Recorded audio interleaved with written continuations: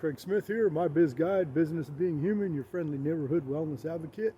Just wanted to point something out and a little bit about this channel is that, everyone is crying around, especially now with all the political stuff going on and all these systems and processes.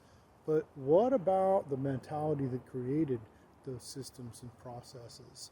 There's a whole psychological profile behind all that. And we talk about things like narcissism, addiction, which is this evening's topic, by the way. Patriarchy, matriarchy, colonialism, linear mindset, all these kind of things.